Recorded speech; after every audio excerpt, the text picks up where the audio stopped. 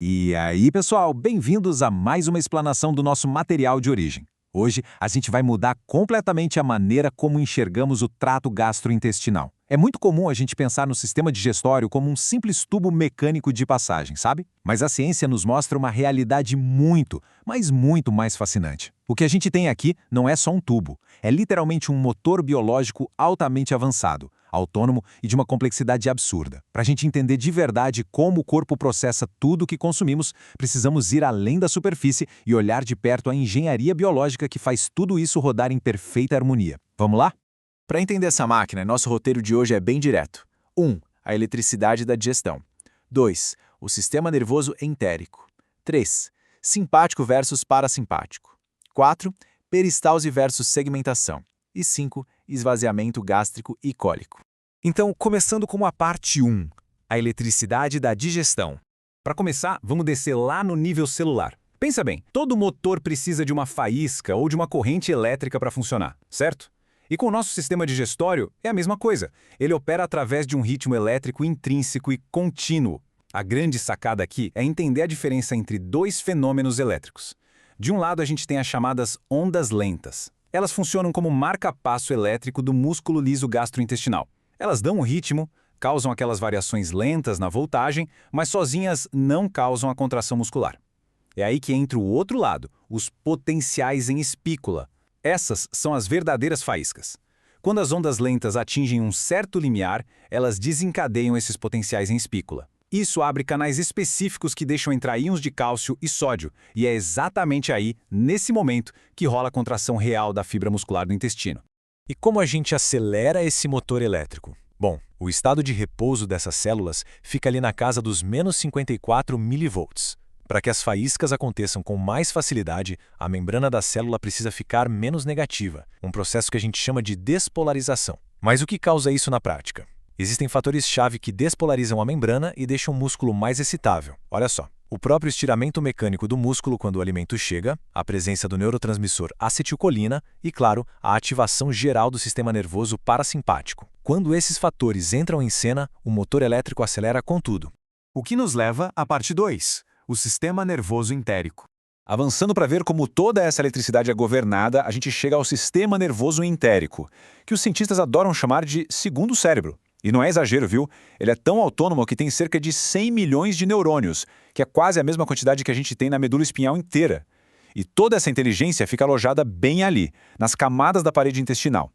A gente tem a mucosa na parte mais interna, depois a submucosa, as camadas de músculo circular e longitudinal e a serosa por fora. É exatamente aninhado entre e dentro dessas camadas musculares que esse segundo cérebro reside.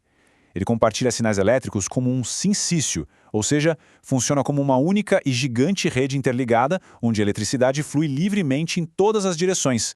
Essa rede gigantesca de neurônios é dividida em dois departamentos principais, como se fossem dois gerentes diferentes.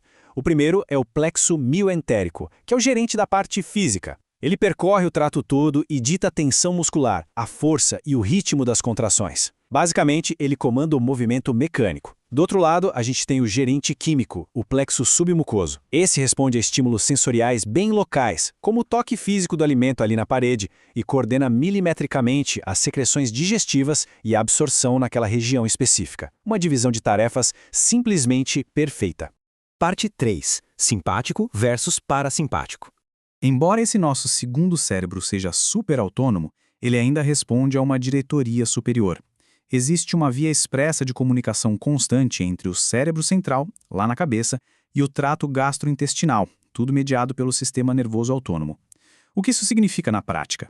Significa que os nossos estados psicológicos e fisiológicos, como um estresse altíssimo ou a simples antecipação daquela refeição deliciosa, têm um impacto físico, direto e imediato na forma como o nosso motor digestivo se comporta. Esse controle visceral opera basicamente por meio de duas forças opostas, e entender essa diferença é crucial. Pensa no sistema parasimpático como o pé no acelerador da digestão. Ele é mediado pela acetilcolina e intensifica os movimentos e secreções. Sabe quando a boca enche de água só de sentir o cheiro de um prato saboroso? É o parasimpático agindo, ele já está preparando o terreno. Na contramão, a gente tem o sistema simpático, que é o freio de emergência. Numa situação de estresse, medo ou durante um treino muito pesado, ele secreta norepinefrina, que hiperpolariza as células e pode literalmente paralisar a motilidade intestinal. É o jeito do nosso corpo dizer: esquece a digestão agora, precisamos desviar energia para a sobrevivência muscular. Certo. Parte 4. Peristalse versus segmentação. Bom, já que a gente entendeu os comandos neurais, como é que o alimento viaja e é processado ao longo de todos esses metros de tubo digestório? A base da propulsão é um fenômeno clássico chamado peristalse. A gente pode definir a peristalse como o principal movimento propulsivo do sistema. Imagina que você está apertando um tubo de pasta de dente a partir do fundo para empurrar a pasta para fora.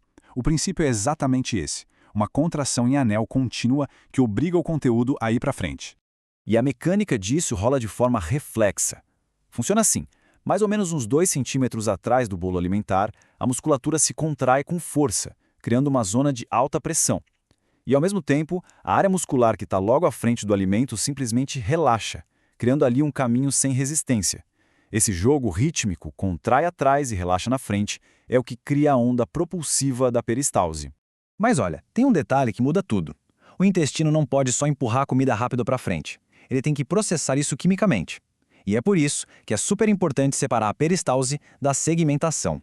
A peristalse, como a gente viu, é a onda de propulsão que faz o bolo avançar, via de regra, a 1 centímetro por minuto no intestino. Já a segmentação, que são os movimentos de mistura, acontece quando regiões muito pertinho uma das outras se contraem ao mesmo tempo. Isso cria um estrangulamento localizado e um fluxo retrógrado, jogando o alimento para frente e para trás. Sabe?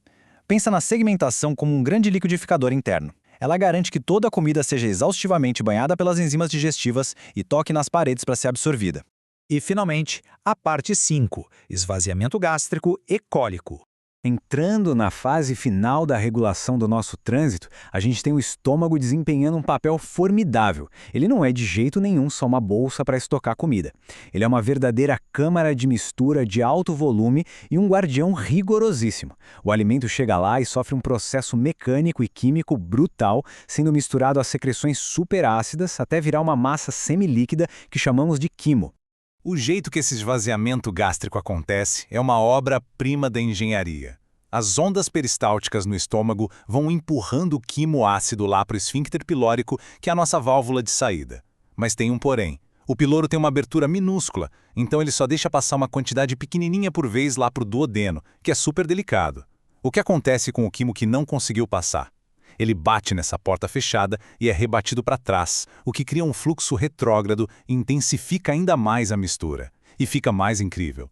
Se o duodeno perceber que está recebendo volume, acidez ou gordura demais, ele imediatamente aciona reflexos nervosos que freiam ou até param o esvaziamento do estômago. Tudo para garantir que o sistema intestinal nunca seja sobrecarregado. É muito inteligente.